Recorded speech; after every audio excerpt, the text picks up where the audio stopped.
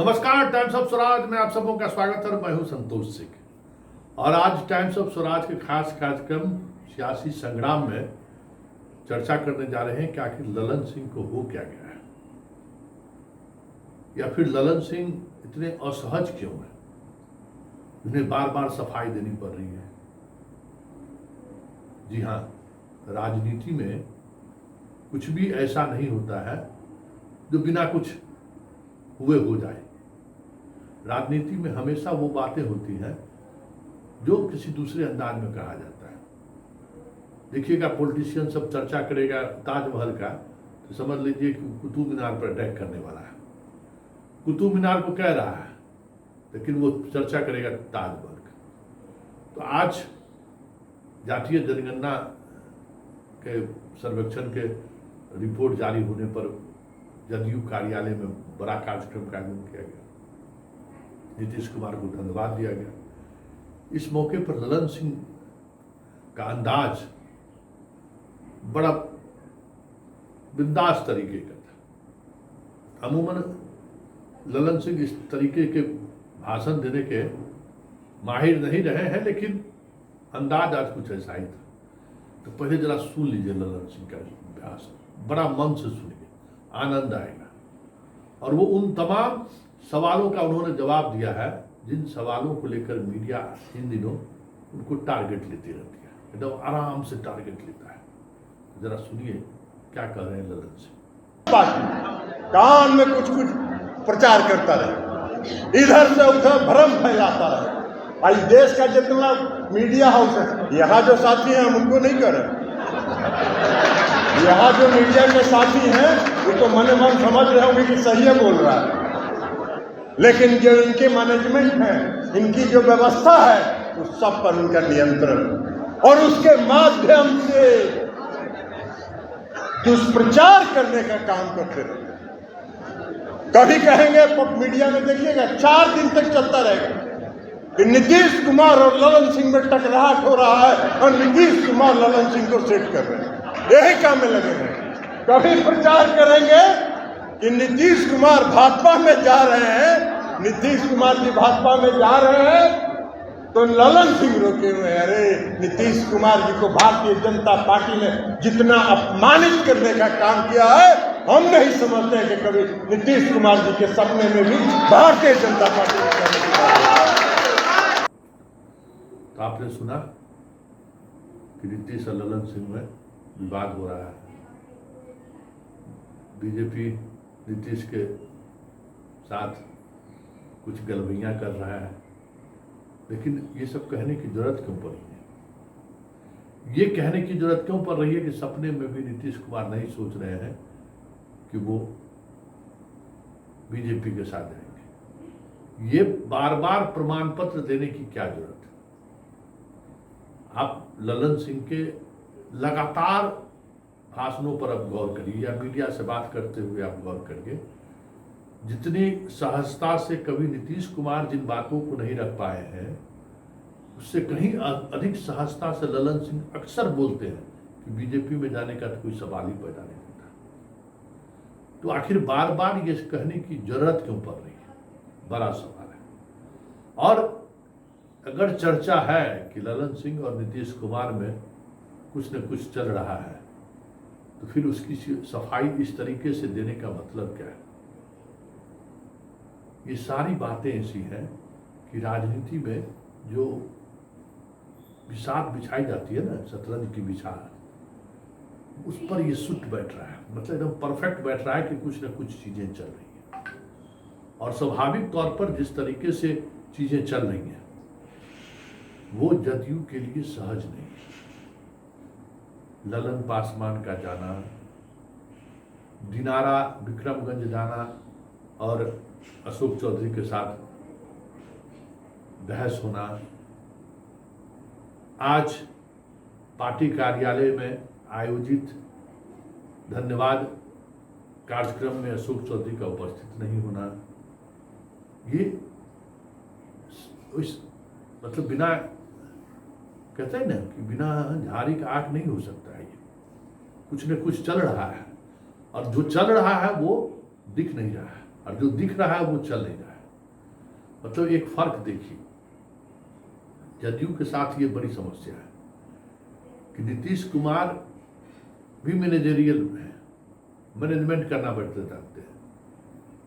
RCP भी वही थे और ललन सिंह भी वही है।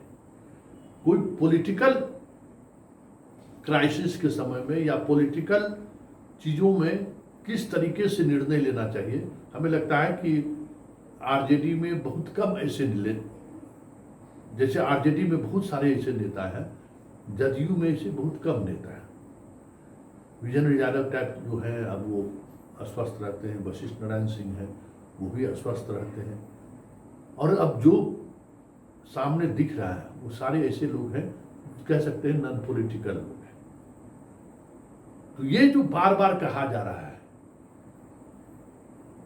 कुछ न कुछ चीजें चल रही हैं, और वो चीजें ये चल रही हैं जो हमें जानकारी मिल रही है कि ललन सिंह परेशान है, और परेशानी के कारण कहीं न कहीं नीतीश से वो असहजता है, जिसको लेकर वो थोड़ा विचलित है।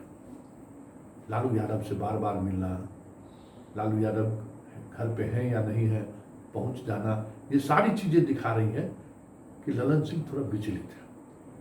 और जिस तरीके से अशोक चौधरी के खिलाफ मुहिम चला रहे हैं, उनकी बेचैनी स्वाभाविक तौर पर बढ़ती हुई दिख रही है, क्योंकि अशोक चौधरी को लेकर जो इमेज पार्टी में बनाने की कोशिश ललन सिंह की रही है, वो इमेज अब धीरे धीरे जदयू के अंदर फैलाई जा रही है।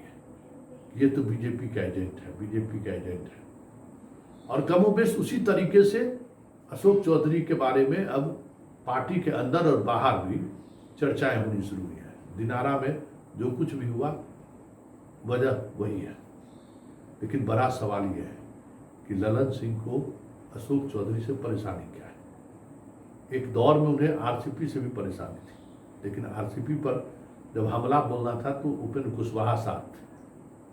आज कोई पिछड़ा चेहरा उनके साथ या कोई दलित चेहरा उनके साथ नहीं है, लेकिन अशोक चौधरी से ठन गई हो कि ये बात अब साफ दिख रहा है। तो क्या ये माना जाए कि अशोक चौधरी के साथ जो कुछ भी चल रहा है, एक एक्सटेंड के बाद सीएम ललन सिंह से सहज नहीं है? बड़ा सवाल है, क्योंकि ललन सिंह का बयान उसी और इशारा कर रहा है। ललन सिंह की वफादारी जिस तरीके से लालू की तरफ शिफ्ट हो रहा है, ऐसे में सवाल खड़े होना लाजमी भी है। लालू का परिवार कितना ललन सिंह पर भरोसा करेगा ये तो कहना मुश्किल है, लेकिन लॉयल्टी शिफ्ट होते हुए कई मौकों पर देखा गया है। मनोज झा के कुआं वाले बयान पे, रेड जब हाल के दिनों में जो फिर से तेजस्वी यादव और उनके लालू यादव के परिवार पर भ्रष्टाचार से जुड़े हुए मसलों पर जब ईडी सीबीआई की पूछताछ की बात आती है, तो जिस आक्रामकता के साथ ललन सिंह खड़े हो जाते हैं लालू परिवार के पक्ष में, ये कमोबेश पहले कभी नहीं होता था। तो ये सारी परिस्थिति जता रही है कि कुछ न कुछ चल रहा है, और अगर जो चल रहा है तो ये मानिए कि ललन सिंह को लेकर नीतीश कुमार के अंदर भी कुछ न कुछ चल रहा है, और नीतीश की बेचैनी, परेशानी या नीतीश की असहजता जो अक्सर दिख रही है, वो कहीं न कहीं लग रहा है कि बड़े स्तर पर कुछ न कुछ मतभेद चल रहे हैं।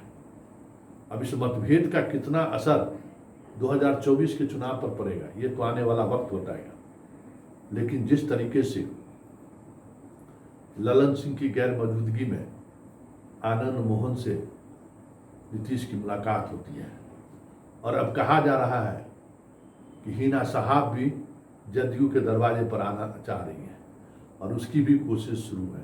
तो ये सारी कवायद ऐसी है जो कवायद कहीं न कहीं ललन सिंह को असहज किया हुआ है, और ललन सिंह के जानकारी के बगैर ये सारी चीजें चल रही हैं। भीम संवाद रथ यात्रा नेतृत्व अशोक चौधरी को दी जाती है, ये भी ललन सिंह को सहज स्वीकार नहीं है। ये सारी बातें ऐसी हैं जिनको लेकर कहीं न कहीं कुछ न कुछ चीजें चल रही हैं, 2015 के ललन सिंह पर गौर करिए और आज के ललन सिंह पर गौर करिए। उस वक्त भी राजद के साथ थे नीतीश, तो कैसे गठबंधन टूटे, उसके अगुवा में एक अगुवा ललन सिंह भी थे। लेकिन आज ललन सिंह गठबंधन का जोर कैसे मजबूत हो इसमें लगे रहते हैं कि फेविकोल का जोर बना रहे। तो सवाल ऐसे में उतना लाजमी है कि कुछ चीजें हैं जो जदयू के अंदर चल रहा है। ऐसे में जदयू के अंदर कोई बड़ा विस्फोट किसी भी समय हो जाए तो कोई बड़ी बात नहीं होगी, क्योंकि ललन सिंह की एरोगेंसी और मैनेजमेंट का जो तरीका है वो तरीका कहीं न कहीं अब लोगों को नागवार गुजरना लगा है। और वो भी लगातार बिहार में बने रहने की वजह से जो पार्टी संगठन के लोग हैं उनके अंदर असहजता और खुलकर सामने आने लगी है, क्योंकि ये पर्सनली अटैक इस स्तर पर अब करने लगे हैं जिस वजह से इनके खिलाफ भी एक बड़ी गोलबंदी शुरू हो गई है। और यही वजह है कि नीतीश कुमार इन दिनों सहज नहीं दिख रहे हैं, क्योंकि पार्टी के अंदर ही जिन पर उसने भरोसा किया वो भरोसा आज उन्हें टूटता हुआ महसूस हो रहा है। आरसीपी पर भरोसा किया, आरसीपी ने क्या किया सबको पता है। ठीक उसी तरीके का भरोसेमंद ललन सिंह भी रहे हैं, लेकिन ललन सिंह का हाल के दिनों का जो व्यवहार उनका रहा है वो व्यवहार नीतीश के लिए सहजता से स्वीकार नहीं है नीतीश को। देखिए आगे आगे होता है क्या। उसे राजनीति है, राजनीति में कब कब किस समय क्या बदल जाए कहना मुश्किल है, लेकिन इतना तय है कि ललन सिंह को लेकर आने वाले समय में बहुत सारी चीज़ें आपको अलग अलग नैरेटिव से दिखने को मिले तो कोई बड़ी बात नहीं।